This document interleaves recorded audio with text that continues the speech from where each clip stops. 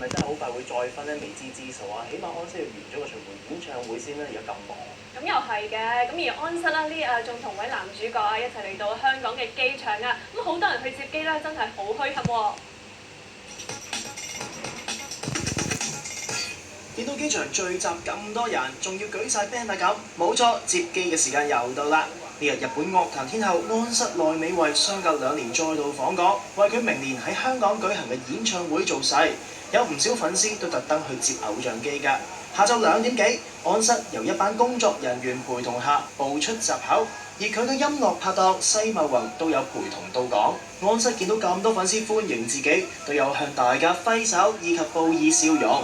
其後多位保安人員更手拉手捉起人牆嚟保護安室。雖然安室未有同粉絲接觸，但係佢都不時抬頭向大家微笑。最後佢由保安護送下上車離開。至於一眾粉絲見到偶像當然開心啦，佢哋仲拎住部電話齊齊開心 share 偶像嘅相片添啊！